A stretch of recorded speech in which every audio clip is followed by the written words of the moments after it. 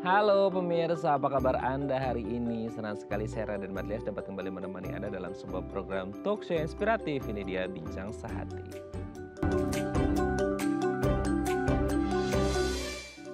Ya pemirsa, kalau kita ngomongin tentang kesehatan ini gimana ya ngomongnya ya. Jadi semua orang tuh pasti pingin sehat, betul ya gitu ya. Mulai dari kandungan gitu ya, dari dalam kandungan, kemudian persalinan jadi bayi gitu ya. Anak-anak, remaja, dewasa sampai lansia, semua itu pasti ingin sehat. Itu harapan kita semuanya ya. Tapi kendala tentang kesehatan ini bisa terjadi pada siapa saja. Salah satunya adalah pada anak-anak. Memang ada, kalau kita ngomongin kesehatan seseorang itu ada dua golongan ya yang rentan mengalami masalah kesehatan. Yang pertama ada lansia dan kedua ada anak-anak. Nah kalau anak-anak ini jadi lebih worry lagi karena apa? Karena ini pasti berpengaruh pada tumbuh kembangnya, betul nggak? Karena dia masih punya banyak waktu gitu ya untuk bertumbuh jadi remaja, jadi dewasa sampai lansia. Nah ini yang jadi concern kita pada hari ini. Memang salah satu yang harus diwaspadai dari kesehatan anak-anak adalah munculnya satu dari top 3 penyakit yang paling ditakutkan di dunia yaitu kanker. Kita kenal ya selama ini banyak sekali anak-anak yang mengalami kanker sampai ada hari kanker anak sedunia lagi gitu ya. Yang menyebabkan kita harus lebih concern lagi, lebih perhatian lagi pada kesehatan anak kita supaya tidak mengalami yang namanya kanker. Terus karena biasanya kanker ini kan sesuatu yang nggak tahu gitu ya, maksudnya kayak stadium awal-awal itu orang tua pada nggak aware gitu, pada nggak notice bahwa oh ternyata hal-hal yang dialami oleh anaknya ini adalah gejala-gejala menuju kanker. Nah makanya hari ini kita akan membahas nih apa saja gejala atau tanda kalau anak ini akan mengalami kanker supaya ada penanganan lebih dini ya. Makanya hari ini kita akan mengupas tuntas tentang tanda atau gejala apa saja yang bisa saja kita lihat atau kita ketahui ketika anak ini mau atau akan mengalami kanker. Ya doanya sih enggak ya karena semua pinginnya anaknya sehat. Tapi kita akan membahas ya supaya orang tua dan keluarga juga sebagai support sistem si anak bisa lebih aware tentang tanda-tanda atau gejala menuju kanker pada anak. Oke, tapi sebelum bahas seputar kanker pada anak, kita akan membahas terlebih dahulu beberapa mitos atau fakta seputar kesehatan anak. Kita lihat yang pertama ya pemirsa ya. Yang pertama adalah mitos atau fakta kombinasi beberapa vaksin bisa menyebabkan kematian bayi mendadak. Aduh gini, ini tuh sering banget kita dengar ya. Coba deh Anda googling gitu ya di internet. Atau Anda sering dengar ketemu kalau biasanya tuh di posyandu gitu ya, atau di puskesmas gitu ya. Biasa kayak ada ibu-ibu yang nyeletuk lah ya gitu. Karena tuh sampai detik ini bahkan kita belajar banyak dari masa pandemi kemarin ya. Di mana banyak orang tua gitu ya yang worry banget ketika anaknya harus divaksin COVID-19 gitu ya. Ini yang jadi worry-nya banyak orang karena mereka beranggapan bahwa ketika anak ini divaksin gitu ya, diimunisasi, ini bisa menyebabkan kematian mendadak pada bayi. Karena mungkin berpikirnya gini, padahal kita ngerti ya, vaksin itu kan sesuatu yang baik untuk tubuh si anak. Dalam artian untuk mengurangi dampak buruk ketika anak ini terserang suatu penyakit tertentu, betul nggak? Jadi kayak kemungkinan sakit, iya betul ada. Tapi ketika divaksin, maka risikonya ini bisa jauh lebih menurun. Kalau mungkin nggak divaksin dia levelnya bisa severe gitu ya, benar-benar parah banget. Kalau divaksin kemungkinan berat itu cuma ya ringan aja atau maksimal itu moderate di tengah-tengah seperti itu. Makanya lebih baik untuk kita memberikan vaksinasi. Tapi yang jadi permasalahan adalah ketika ada kombinasi nih ya, kombinasi vaksin antara si vaksin 1, 2, 3 dan lain sebagainya menyebabkan orang tua worry dan akhirnya anak ini ditakutkan gitu ya mengalami kematian mendadak. Aduh serem banget ya, semoga nggak terjadi. Nanti kita bahas ya benar atau nggak seperti ini. Kita lanjut yang kedua ya, mitos atau fakta nih. Vaksinasi bisa picu efek samping pada tumbuh kembang anak. Nah ini dia. Di satu sisi kita ngerti vaksin ini berfungsi untuk apa? Untuk membantu tumbuh kembang anak dong. Pasti ya, karena kayak oh ketika anak terhindar dari penyakit ini, maka otomatis tumbuh kembang anak akan menjadi maksimal dong. Betul nggak? Seperti itu ya. Jadi ketika anak divaksin, otomatis bisa membantu anak tetap sehat, tetap fit, supaya tumbuh kembangnya juga maksimal. Seperti itu ya. Tapi ada juga yang berpikiran bahwasanya ketika anak divaksin, wah ini bisa mengganggu tumbuh kembang si anak. Nah, sebenarnya apakah vaksinasi ini bisa mengganggu tumbuh kembang si anak atau sebenarnya enggak sama sekali loh, justru bagus untuk kesehatan anak karena bisa membantu tumbuh kembangnya ya. Oke, kita lanjut yang ketiga ya. Anak yang hidup di lingkungan bersih dan sehat itu katanya nggak perlu imunisasi. Nah, ini yang jadi worry-nya banyak orang dan akhirnya banyak orang tua yang nggak memvaksin anaknya. Betul nggak? Karena gini, mereka beranggapan, oh vaksinasi itu kan berlaku untuk anak-anak yang mungkin tinggalnya di daerah yang, sorry itu sih kayak kotor atau kumuh, sehingga mereka rentan terpapar berbagai jenis penyakit gitu ya, baik dari tanah, dari udara, dan lain sebagainya. Nah ini yang jadi concernnya banyak orang tua. Akhirnya apa? Mereka kepikiran, nggak usah divaksin aja deh, kan rumah saya bersih.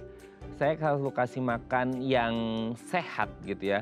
Saya selalu menjaga kebersihan, kerapian rumah sehingga anak-anak pun kayak bener-bener diprotek banget gitu ya. Supaya tidak sakit gitu ya, supaya tidak mengalami hal-hal yang tidak diinginkan. Nah akhirnya apa? Akhirnya pikiran ya udah nggak usah divaksin aja deh gitu ya, biarin aja begitu aja, jadi nggak perlu divaksin, insya Allah tetap sehat katanya gitu ya. Tapi nanti kita bahas, perlu nggak sih divaksin meskipun berada di lingkungan yang bersih dan juga sehat. Oke, kita lanjut yang keempat ya. Demam setelah imunisasi itu katanya pertanda vaksin itu bekerja. Jadi banyak banget ya review dari para orang tua yang mengatakan bahwa setelah divaksin, setelah diimunisasi gitu ya, anaknya akan mengalami demam. Dan orang kepikiran kayak, nah sebenarnya anak mengalami demam pasca vaksinasi atau imunisasi ini hal yang wajar atau enggak sih gitu ya. Di satu sisi kayak, oh harusnya sih enggak karena anak saya juga habis divaksin nggak mengalami demam. Oh berarti kalau demam anaknya setelah divaksin berarti ada sesuatu nih. Sesuatunya bisa jadi positif atau negatif ya pandangan orang. Negatifnya adalah ketika mereka kepikiran, waduh ini kan memang vaksin ada bibit penyakitnya atau virusnya. Jadi anak ini bisa jadi sakit nih, demam gara-gara sakit.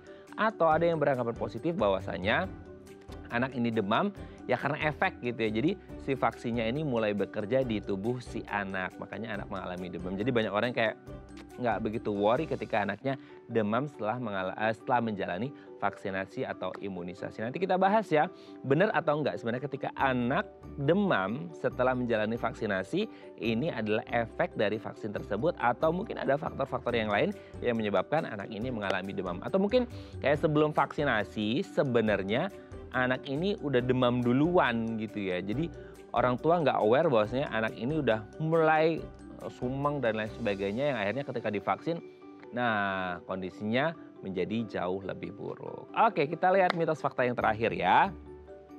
Lebih baik tingkatkan imun daripada diimunisasi. Nah ini juga gimana ya ngomongnya ya. Jadi selama ini tuh kita selalu ngomongin imunisasi memang kan tujuannya, goalsnya adalah untuk mengimun atau memberikan daya tahan tubuh kepada si anak supaya kalau akhirnya terserang satu penyakit tertentu ini nggak parah gitu ya efeknya di tubuh si anak. Nah ketika kepikiran begini, ya udah kalau ingin memberikan daya tahan tubuh, imun yang baik, dikasih aja makanan yang sehat, dikasih aja aktivitas yang sehat, seluruh olahraga, aktivitas fisik, makanan sehat, multivitamin dan lain sebagainya. Jadi kepikiran kayak, ya kalau gitu nggak usah divaksin dong, ngapain divaksin tapi kita harus tetap menjaga kesehatan tubuh gitu buat si anak. Nah akhirnya orang kepikiran kayak, yaudah deh skip dulu vaksinasinya, fokus ke ngasih sesuatu yang baik, yang sehat untuk si anak. Seperti makanan yang sehat, aktivitas yang sehat, fisiknya, olahraganya dan lain sebagainya ya. Oke, itu tadi beberapa mitos atau fakta seputar kesehatan anak dan kami akan membahasnya sesaat lagi. Tetap bersama kami di Bincang Sehati.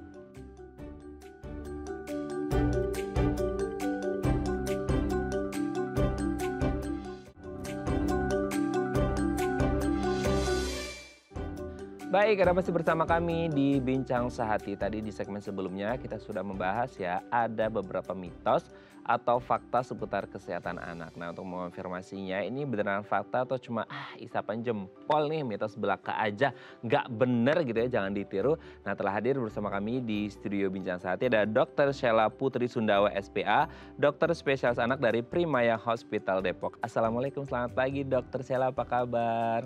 Waalaikumsalam warahmatullahi wabarakatuh. Selamat ya, pagi. Ya. Pagi juga dok. Alhamdulillah baik ya dok ya. Dok hari ini kita akan membahas seputar kanker pada anak gitu ya. Karena kayaknya jadi satu concern banyak orang tua gitu ya. Tapi sebelum kita bahas mendalam tentang kanker pada anak, kanker ini kan menjadi satu penyakit yang Ya tidak diharapkan ya, apapun penyakitnya tidak Iya, diharapkan gitu ya betul. dok ya. Tapi anak jadi lebih concern lagi karena mereka perjalanan hidupnya itu masih panjang gitu ya. Sebelum bahas itu kita bahas tentang mitos fakta kesehatan anak. Yang pertama adalah kombinasi. Nah ini sering banget nih dok. Jadi kayak gimana ya mengedukasi orang tua gitu ya. Mereka kepikiran apalagi program yang vaksinasi dasar itu kan ada yang beberapa kombinasi vaksin gitu ya, Yes. yang harus diimunisasi. Sementara orang tua tuh nggak ngerti asalnya dari mana, sering entah googling di internet. Sekarang kan ya semua informasi di internet ada, nggak tahu itu valid atau enggak, mengatakan bahwa oh kombinasi vaksin itu bisa menyebabkan kematian mendadak pada bayi. Aduh serem banget.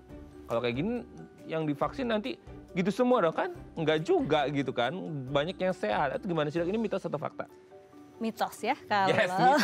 Ya, sekali lagi ya, pemirsa, ini mitos gitu ya. Jadi enggak ya. Nah, Iya. itu penjelasannya gimana tuh, Dok?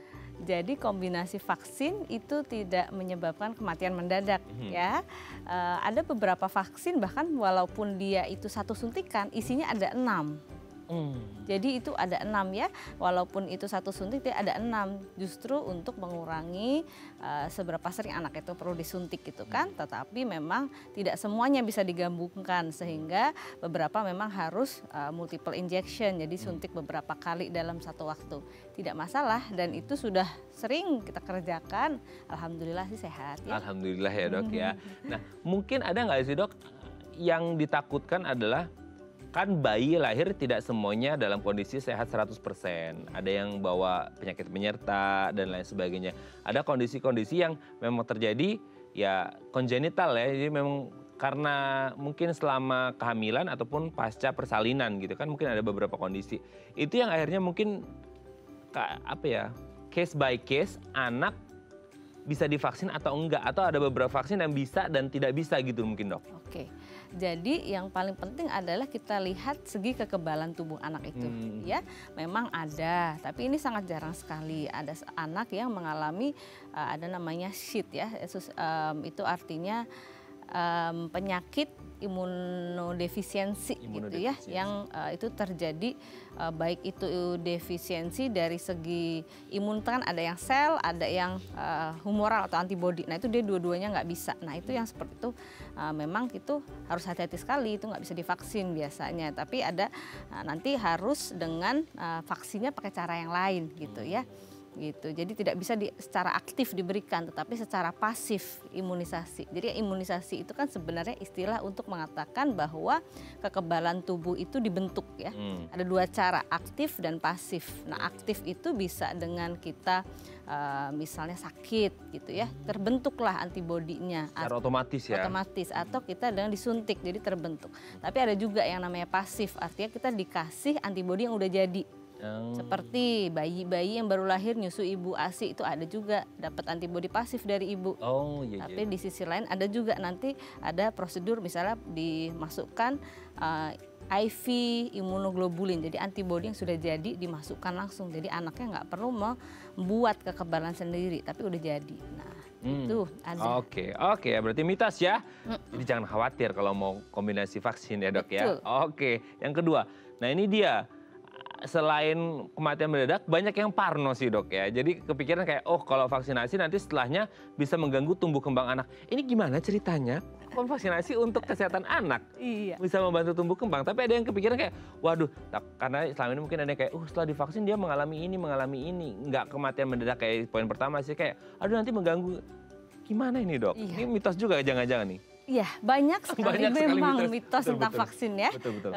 Termasuk salah satu itu. Jadi vaksin tidak menyebabkan gangguan tumbuh kembang. Itu justru vaksin itu kan menimbulkan kekebalan tubuh. Anak jadi sehat sehingga pertumbuhan dan perkembangannya bisa kita optimalkan. Betul. Karena kan memang kalau kita ngomongin kayak imun sistemnya anak, kan ada dua ya, maksudnya dua kategori orang yang imun sistemnya lumayan tidak sempurna ya, anak-anak dan lansia. Kalau lansia kan memang sudah menurun, kalau anak-anak belum terbentuk sempurna. Dengan adanya vaksinasi dia membantu untuk meningkatkan imun dan akhirnya membantu tumbuh kembang anak dong dok? Iya betul kan? ya. Tapi kenapa sih orang kepikiran kayak, mungkin karena yang dimasukin di vaksin itu adalah kayak, kan orang kepikiran kayak vaksin itu berarti dalamnya itu bibit-bibit kayak virus, bakteri dan lain sebagainya. Nah itu bisa mengganggu, enggak ya dok ya? Tidak tentunya ya, karena begini, untuk mengeluarkan vaksin itu penelitiannya kan panjang. Pasti nggak tiba-tiba gitu ya, sesuatu yang tiba-tiba langsung dikasih ke anak, kan enggak ya. Jadi selalu ada uji safety dulu, apakah dia safe, kemudian uji dosisnya dulu, apakah dosisnya cukup, baru kemudian efektivitasnya, apakah dia cukup untuk menimbulkan kekebalan yang diharapkan gitu. Nah itu baru keluar. Tuh, ya, Gitu. ibu-ibu ya. Ini yang bicara dokter ya, bukan dokter Google. Karena selama ini dapetin dari Google gitu ya, internet. Iya. Oke, kita lanjut yang ketiga. Anak yang hidup di lingkungan bersih dan sehat nggak perlu imunisasi. Nah ini, karena kan kepikirannya vaksinasi untuk meningkatkan imun. Imun itu didapatkan dari salah satunya mungkin ya dari makanan gitu dan lain sebagainya gitu, Dok? Ya, jadi makanan, nutrisi itu bagus untuk membantu tubuh kita memastikan bahwa sistem imun bisa bekerja dengan baik. Ya, jadi istilahnya misalnya listriknya cukup kalau kita mau nyalain komputer ya. Tapi komputer itu juga harus dijaga dong dengan antivirus supaya tidak kemasukan virus gitu ya. Nah, itulah tugasnya dari vaksin tersebut. Jadi, apakah anak yang lingkungan sehat, bersih, rapi gitu aman? Enggak. Tidak, karena tentunya seperti kita nih orang dewasa itu kita adalah carrier biasanya. Kadang ada beberapa penyakit yang kita bawa kita nggak sakit, tapi begitu kena di anak, anaknya langsung sakit. Ya. Apalagi orang tuanya kan kerja di luar, nggak tahu ketemu siapa, pegang apa. Ke rumah anaknya sudah bersih, tapi tiba-tiba salaman sama ibu bapaknya yang dari keluar gitu ya. Nah, tetap anak ini harus ada quote and quote kayak di komputer itu antivirusnya. Iya, gitu. betul. Oke, kita lanjut yang keempat ya. Nah ini dia. Ini yang juga kadang-kadang bikin worry orang tua. Setelah divaksin, diimunisasi gitu ya, itu muncul demam. Untuk orang-orang yang parno akan bilang, waduh anak saya sakit nih, gimana ini? Dokter gimana nih, apa yang disuntikin ke anak saya? Gitu, merepet gitu ya. Ada yang beranggapan positif, oh mungkin itu efek dari vaksinnya. Nah sebenarnya demam itu hal yang biasa terjadi setelah vaksin atau enggak atau gimana sih, Dok? Itu akan tergantung vaksinnya. Jadi semua efeknya itu akan tergantung vaksin. Ada beberapa vaksin yang memang bisa menimbulkan demam ya. Bisa menimbulkan demam itu dia artinya ya itu memang sedang berusaha untuk menimbulkan kekebalan ya. Karena vaksin itu ada beberapa yang mencoba untuk mereplikasi sebenarnya apa yang terjadi ketika kemasukan ini antigen atau kumannya. Jadi salah satu yang dicoba direplikasi adalah sel kekebalan tubuhnya. Nah ketika tubuh kita merespon sebenarnya salah satu bentuk dari responnya itu adalah demam. Jadi bisa ada demam. Nah tetapi beberapa vaksin diupayakan dibuat supaya bagaimana caranya supaya tidak terlalu menimbulkan reaksi berlebihan seperti demam gitu ya. Nah tapi tidak semua tuh bisa diberikan karena dengan kita menurunkan mereaksi untuk terjadinya kekebalan tubuh kadang malah menurunkan efektivitas dari kekebalan vaksin tersebut gitu. Nah, jadi itu adalah sesuatu yang harus diambil tengah-tengahnya gitu ya. Ya, tapi balik lagi tidak semua vaksin menimbulkan demam karena ada vaksin yang ditetes, diminum itu ya nggak bikin demam gitu, karena emang bukan ke situ kekebalan jalurnya tubuhnya. Ya. Iya. Oke, jadi aman ya ibu-ibu di rumah ya. Oke, kita lanjut yang terakhir. Nah, ini mungkin sedikit mirip dengan yang sebelumnya. Lebih baik tingkatkan imun anak dibanding imunisasi. Jadi kayak ya udah deh kalau gitu kita provide aja makanan yang sehat. Kemudian multivitamin ya. Kemudian suruh anaknya olahraga, jangan main gadget kebanyakan dan lain sebagainya. Nah, kalau tadi lingkungan yang bersih. Nah, sekarang dari internalnya si anak nih dikasih makanan yang sehat, multivitamin. Kan dengan begitu ibarat kata pasukannya itu lebih banyak. Jadi ketika ada bibit-bibit penyakit, sumber penyakit langsung dihadang sama pahlawannya kita di tubuh kita, pejuang-pejuang ini udah langsung ngantem-ngantemin tuh bibit penyakitnya. Betul gitu nggak, Dok? Atau gimana? Iya, jadi kadang tuh mungkin ya karena keberhasilan program vaksin di dulu ini kita nggak pernah lihat betapa seramnya penyakit itu kalau keluar. Betul.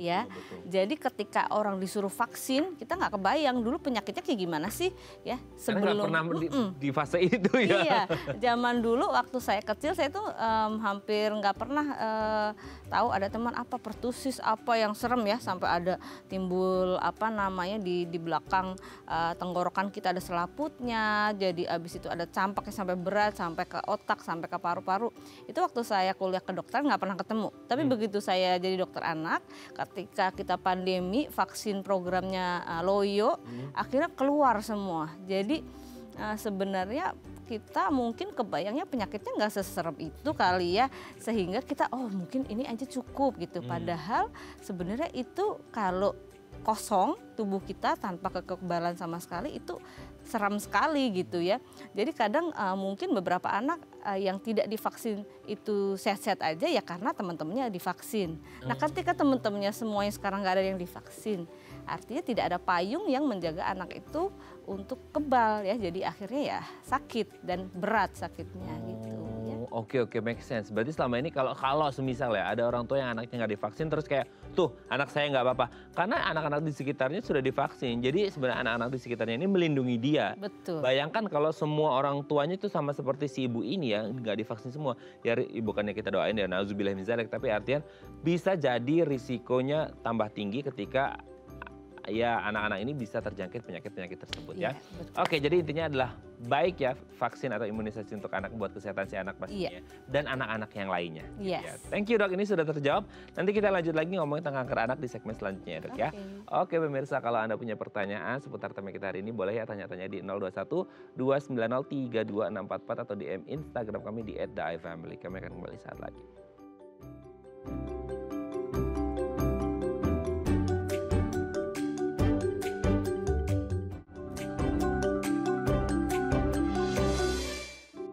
Baik, karena masih bersama kami di Bincang Sehati, kita masih membahas tema kita hari ini, kenali tanda kanker pada anak. Kalau Anda punya pertanyaan seputar tema kita hari ini, boleh tanya-tanya di 021 290 32644 atau DM Instagram kami di @theifamily. Kita masih bersama dengan Dr.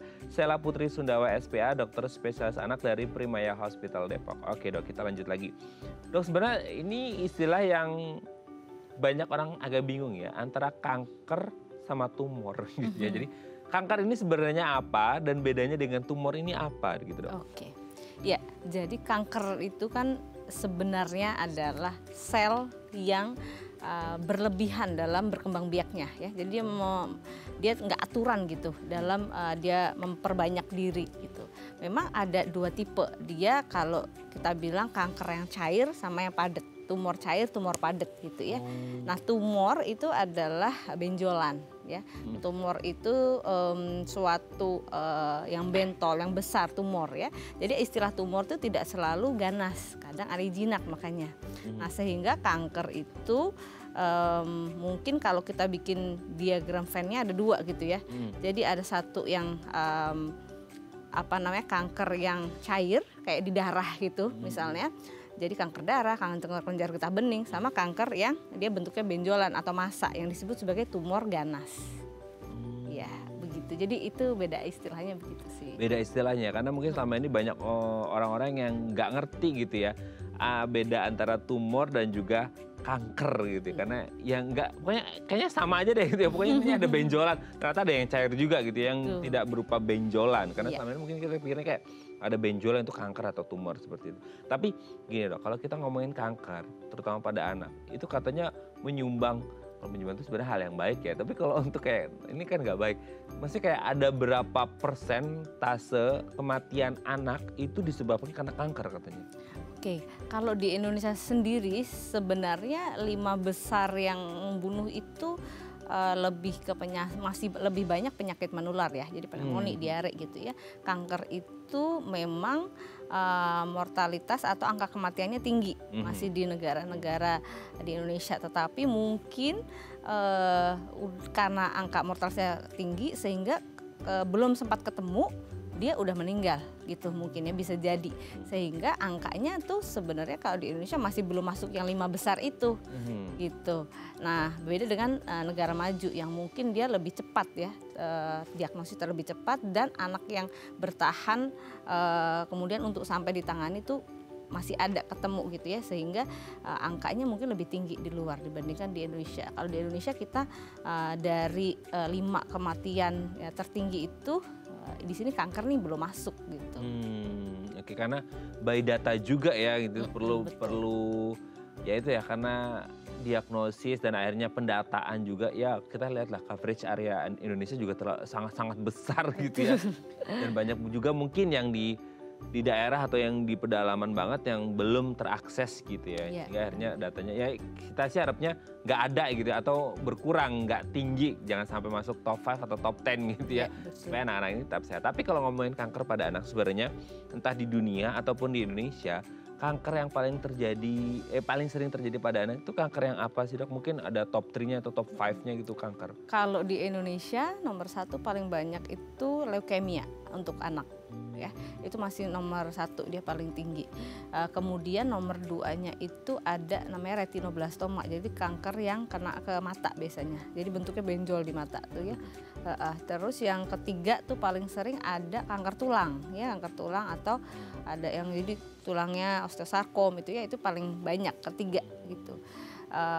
Itu kalau data di dunia mungkin agak beda-beda, tapi kalau di secara global nomor 1 memang sama tuh, leukemia itu sama-sama nomor 1 gitu untuk kanker yang paling sering terjadi pada anak. Nah itu yang disebut kanker cair tadi, kan nggak ada bentuknya. Iya darah ya dia ya? Iya tumor cair ya. Tumor cair ya, jadi dia manifestasi klinisnya tidak berupa benjolan gitu? Yes betul. Oke, nah kalau kita ngomongin leukemia ini kan jadi satu penyakit yang kanker gitu yang paling sering terjadi, bahkan tidak ada di Indonesia, di dunia gitu ya.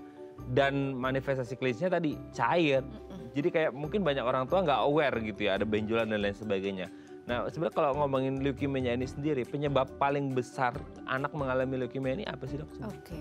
Apa mungkin karena dia faktor genetika atau apa?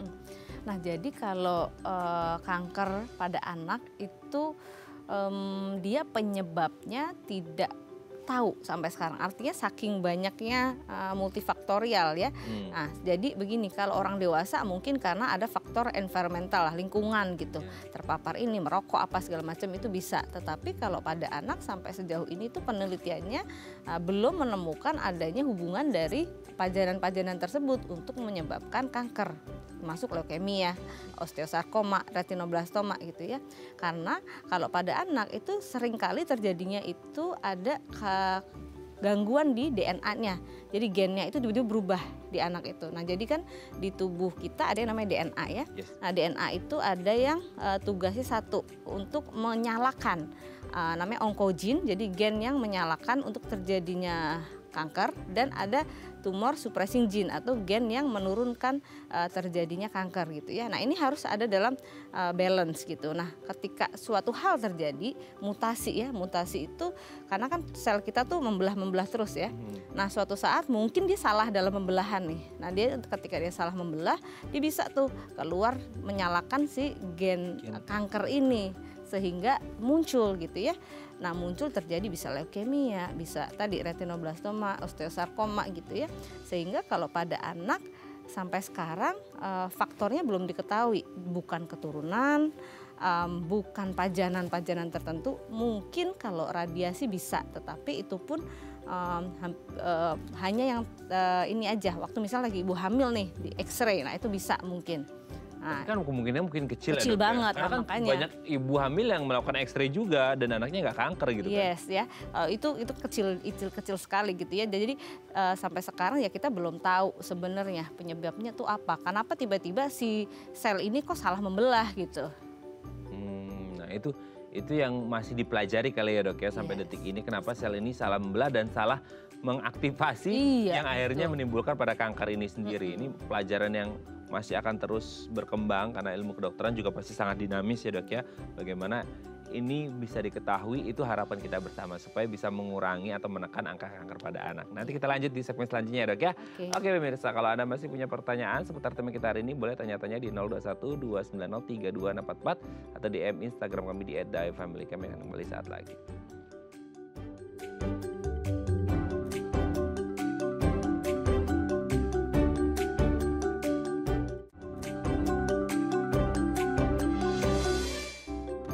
Baik, karena masih bersama kami di Bincang Sehati, kita masih membahas tema kita hari ini, kenali tanda kanker pada anak. Kalau Anda punya pertanyaan seputar tema kita hari ini, boleh ya tanya-tanya di 0212903244 atau DM Instagram kami di @daifamily. Kita masih bersama dengan Dr. Sela Putri Sundawa SPA, dokter spesialis anak dari Primaya Hospital Depok. Oke dok, kita lanjut lagi.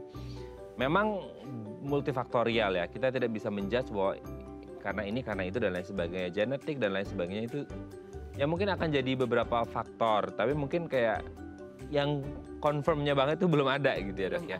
Nah itu dari segi penyebabnya, tapi kalau kita menilik let's say kayak dari range usia anak gitu ya, Ada nggak sih range usia anak atau mungkin jenis kelamin anak kayak pria, cewek atau cowok gitu ya, yang mereka ini menurut entah ada Riskesdasnya kah atau literaturnya atau data global dan lain sebagainya, yang dimana menyatakan bahwa oh anak range usia segini ini rentan mengalami kanker atau mungkin mulai muncul tanda-tandanya kanker atau kayak oh dari segi hormonal anak cewek lebih rentan atau anak cowok lebih rentan gitu, ada nggak sih dok? Jadi itu tergantung jenis kankernya. Oh. Ya, jadi misalnya leukemi itu seringnya anak umur 36 tahun itu sering. Tapi nanti osteosarkoma itu biasanya anak-anak yang udah mau masuk remaja di atas 10 tahun gitu.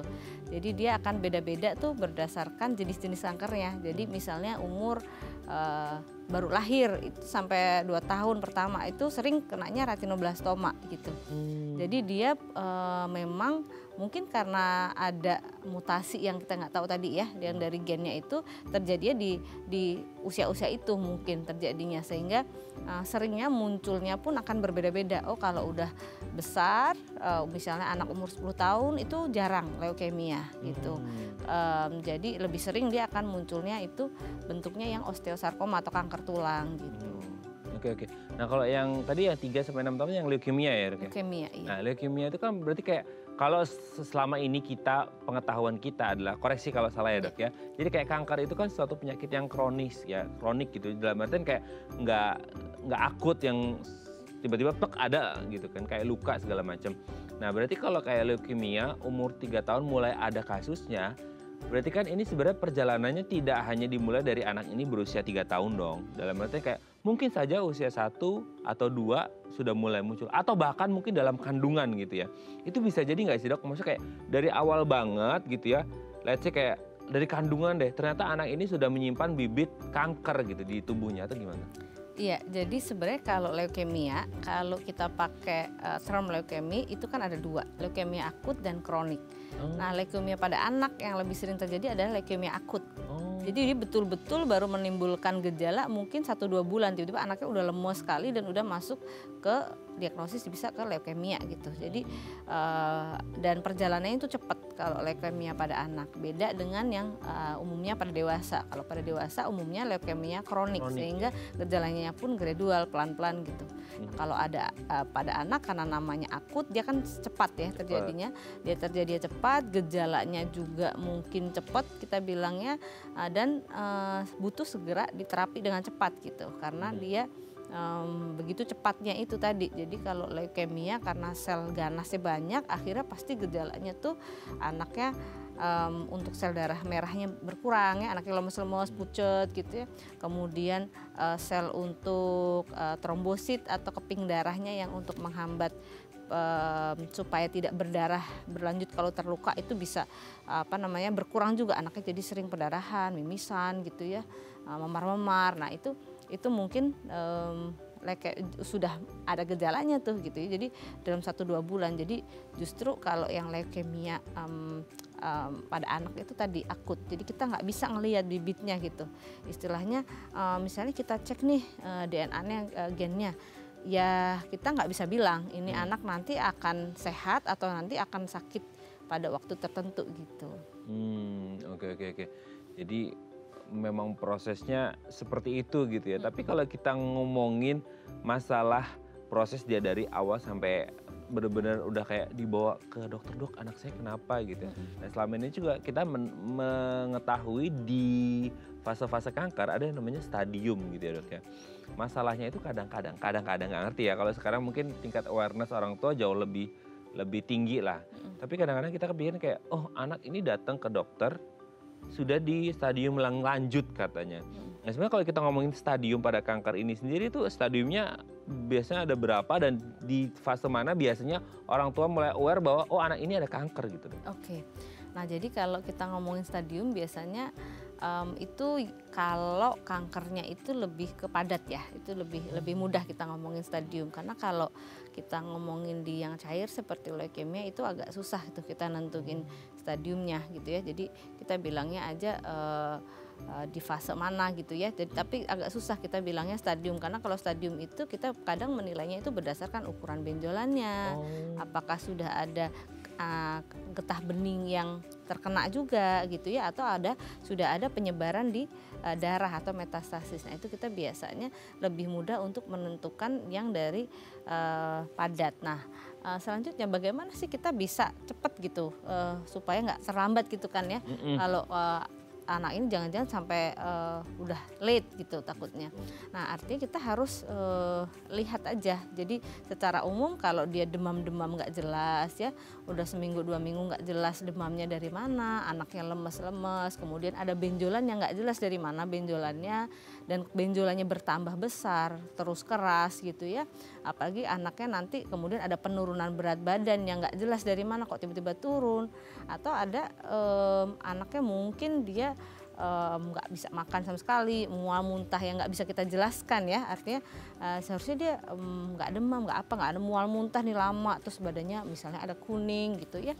Nah itu sesuatu yang mungkin harus kita periksakan selanjutnya gitu, karena kalau misalnya dia contoh nih misalnya anaknya lemes-lemes, terus kalau ada demam-demam nggak jelas kita dalam seminggu 2 minggu gitu ya, diobatin pakai antibiotik misalnya nggak sembuh, kan kita evaluasi cek darah, kalau memang itu ke arah leukemia maka akan langsung kelihatan, oh sel darah putihnya tinggi banget, atau sel darah putihnya mungkin fase yang lagi turun nih, jadi sel darah putihnya rendah sekali tapi sel-sel lain juga rendah. Nah itu sudah mulai kita pikirkan mungkin ada sesuatu yang mesti kita cari gitu. Oke, jadi memang akan terlihat fase-fasenya itu mungkin beda ya antara yang cair sama yang padat gitu. Jadi memang perlu screening. Nah terkait screening nanti kita akan bahas sebenarnya bisa nggak sih orang tua yang anaknya belum mengalami gejala apapun, orang tua mau screening daripada ya dok ya, misalnya kayak pencegahan, dok aku mau screening anakku ada apa-apa takutnya mungkin di riwayat keluarganya ada yang pernah mengalami kanker dan lain sebagainya, jadi mereka worry. Nanti kita akan bahas bisa nggak screening itu, kita bahas terlebih dahulu DM dari pemirsa ya dok ya. Ini ada dari Ibu Pia ya, iya Pia itu cewek kayaknya. Dok, iya ibu saya itu ada riwayat kanker. Alhamdulillah saya sih aman sehat dok. Tapi saya takut kalau ada gen yang nurun ke anak saya dari ibu saya karena dari kecil anak saya suka sakit-sakitan. Apa ada ciri yang khas kalau anak ada indikasi kanker dok? Terima kasih. Oke, jadi ibunya si Mbak Pia ini ada riwayat kanker tapi nggak dijelasin kanker apa ya. Nah, ya sehat sih alhamdulillah kalau Bu Pianya sehat, tapi anaknya itu sering sakit-sakitan. Nah itu indikasi kanker bukan dok? Serem juga ya. Semoga enggak ya, semoga enggak. Tapi kita dengerin penjelasan dokter. Baik. Ya, jadi kalau kita ngomongin kanker pada anak, balik lagi ini beda dengan kanker pada dewasa yang kita bisa mungkin screening gitu ya. Kalau misalnya dewasa kan mungkin kanker payudara gitu, punya ini dia kan bisa screening nih, mamografi atau apa gitu.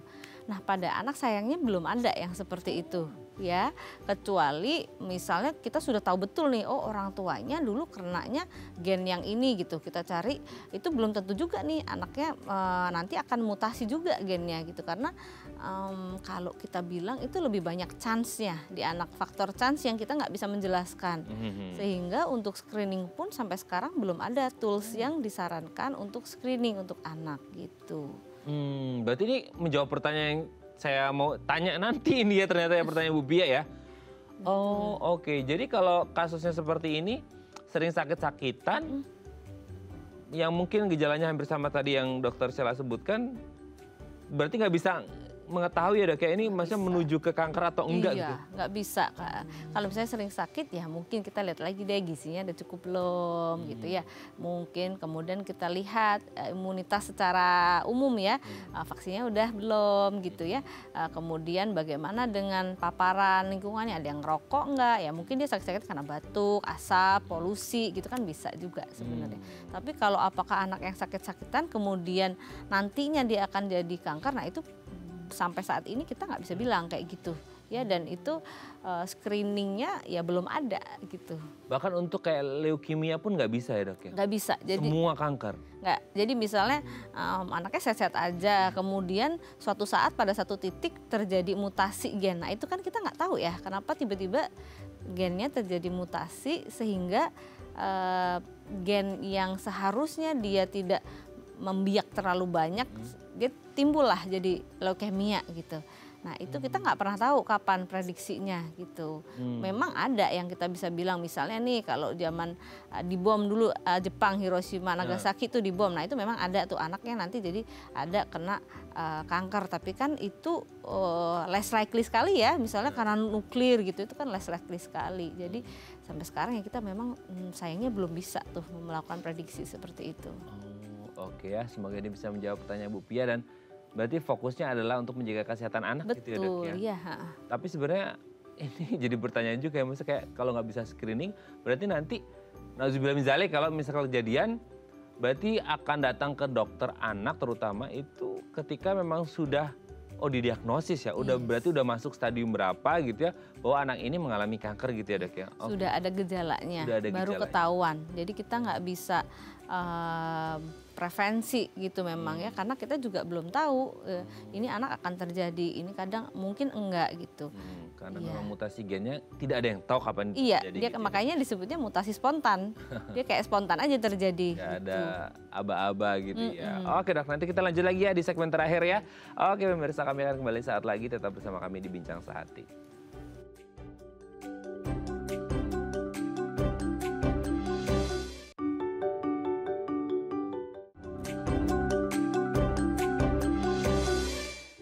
Baik, Anda masih bersama kami di Bincang Sehati. Kita masih membahas sama kita hari ini kenali tanda kanker pada anak. Masih bersama dengan Dr. Sheila Putri Sundawa SPA, dokter spesialis anak dari Primaya Hospital Depok. Oke Dok, kita lanjut di segmen terakhir ini. Kita fokus pada pengobatannya. Jadi kalau selama ini tuh kayak kita tanya dulu nih, ini pertanyaan pertama yang bisa jadi menyenangkan atau tidak menyenangkan. Kanker itu bisa sembuh total atau enggak, Dok? Oke, jadi kita sebutnya bukan sembuh kalau di kanker. Kita akan bicaranya lebih ke survival ya, 5-year survival gitu ya. Jadi misalnya bertahan setelah 5 tahun setelah diagnosis atau 10 tahun setelah diagnosis gitu ya. Karena pada satu waktu memang kita sebutnya pun dia remisi ya, bukan sembuh.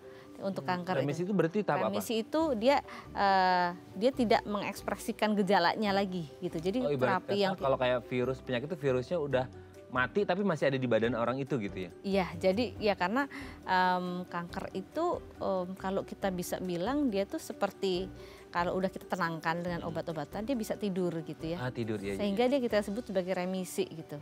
Nah tapi pada satu titik memang ada yang bisa terjadi namanya disebut relapse. Jadi muncul lagi gejalanya. Jadi misalnya yang tidur tadi itu aktif lagi gitu ya? Betul sekali. Jadi pada satu titik ada mutasi lagi misalnya tiba-tiba dia. Jadi dia muncul lagi gejala-gejala yang di awal tadi ada. Gitu. Dan itu mutasinya juga nggak ngerti karena apa faktornya? Ya banyak sekali pastinya ya, karena pada satu titik kadang tuh obat-obatan yang diberikan dia sudah tidak bisa, karena si kanker ini kan pinter ya, dia tuh selalu berubah-berubah. Kadang beberapa obat yang sudah dibuat sebagaimana mungkin untuk mengenai perubahan mutasinya ini, dia tuh bisa berkilah lagi, dia berubah lagi, jadi dia muncul lagi gitu. Nah jadi selnya itu ya tadi ya, dia selnya istilahnya liar, jadi liar dan mudah berproliferasi atau memperbanyak diri gitu. Jadi ketika kita bilang kanker ini sembuh, sebenarnya lebih ke remisi ya. Remisi itu penurunan gejala-gejalanya tuh gitu. Dan bisa terapi itu bisa, tetapi memang sampai saat ini di Indonesia itu kalau dibandingkan di luar negeri ya agak beda ya survival rate-nya. Kalau di luar mungkin kalau di beberapa negara bisa sampai 80% tuh 5 tahun survival rate-nya. Mungkin di kita masih jauh lebih kurang gitu ya. Karena salah satunya misalnya kanker darah, leukemia itu kita belum bisa tuh transplant yang sumsum tulang. Itu pengobatan yang istilahnya definitif ya, pengobatan yang paling manjur gitulah untuk leukemia. Nah sampai sekarang di Indonesia sayangnya belum bisa gitu. Jadi ya agak beda tuh angka survival rate-nya agak lebih rendah dibandingkan di luar gitu. Survival rate itu juga tergantung pada stadium nggak sih, Dok? Ya, di stadium ditemukannya dan kadang jenis sel yang ditemukan gitu ya. Selnya tipe yang mana? Karena misalnya leukemia kan ada banyak ya tipe-tipe selnya. Tipe yang mana nih? Tipe yang dia mungkin lebih mudah ditenangkan, atau dia tipe yang lebih sulit ditenangkan, atau dia tipe yang gennya jelas nih mutasinya yang mana, nah gitu. Jadi itu yang membedakan nanti apakah lebih mudah ditenangkan atau enggak dengan obat-obatan. Gitu. Oke, selama ini kita mengenal ada istilah untuk mengobati kanker itu kemo gitu. Kemo, Nah, iya. mungkin ada maksudnya apakah kemo satu-satunya atau mungkin seiring perkembangan teknologi dan ilmu medis itu ada beberapa terapi yang lain gitu? Baik, jadi balik lagi tadi ya, akan terapi itu akan disesuaikan dengan jenis kansernya tadi ya. Memang ada banyak pilihan sekarang. Sekarang kalau misalnya dia yang padat, tumor padat ya pasti salah satunya yang kalau masih bisa dikerjakan surgery atau pembedahan itu pasti bisa jadi satu pilihan.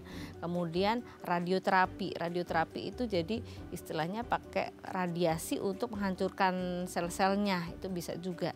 Nah kalau kemoterapi itu sebenarnya masukin obat kan, kemo itu kan jadi zat kimia, jadi artinya memasukkan obat untuk membunuh sel-selnya gitu. Itu bisa jadi salah satu pilihan juga gitu. Nah pilihan yang mana yang paling utama adalah ya tadi balik lagi kita sedang ngomongin kanker apa ini gitu ya, yang mana gitu, sehingga nanti pemilihannya akan disesuaikan terapinya. Gitu. Tapi setelah terapi-terapi itu, let's say kayak di fase remisi, nah pasca ditegakkan diagnosis, oke ini udah remisi, itu dia masih harus perawatan lagi atau istirahat dari Ya, perawatan? jadi biasanya tuh ada programnya gitu, misalnya leukemia, oh ini remisi, maka ya udah berarti dia lanjut mungkin fase pengobatannya fase maintenance, artinya ya tetap diberikan gitu ya, tapi dengan dosis yang lebih turun ya. Kemudian obat-obatannya mungkin nggak seserem yang awal ya, karena kan kalau awal itu dia sebenarnya obat kemo itu membunuh semua sel yang proliferasinya cepat gitu, sehingga ya salah satu yang proliferasi cepat ya sel rambut ya, rambutnya jadi rontok gitu. Jadi nanti kalau udah masuk ke udah remisi, fasenya itu masuknya akan fase yang tadi lebih rendah mungkin dosis-dosisnya, sehingga maintenance aja gitu. Maintenance-nya ini juga jadi support system keluarga orang tua gitu Iya, ya, betul. untuk mendukung survival rate dari Iya, sisi psikologi betul. si anak gitu Yes. ya. Oke, terima kasih Dokter Sheila. Banyak yang harus kita bahas tapi waktu juga membatasi kita. Terima kasih Dok, sehat Terima terus, salam untuk kasih. keluarga di rumah dan teman-teman di Primaya Hospital Depok. Selamat pagi, Terima kasih. Assalamualaikum. Waalaikumsalam warahmatullahi. Oke pemirsa, itu tadi perbincangan kita dengan Dokter Sheila, semoga bermanfaat ya. Dan jangan lupa untuk terus menyaksikan program-program yang inspiratif dan menenangkan hatinya di platform The Eye Plus. Saya Raden Badias pamit, sampai jumpa dan selamat kembali beraktivitas di hari Senin yang mulai padat ini di seluruh Jakarta dan sekitarnya. Sampai jumpa.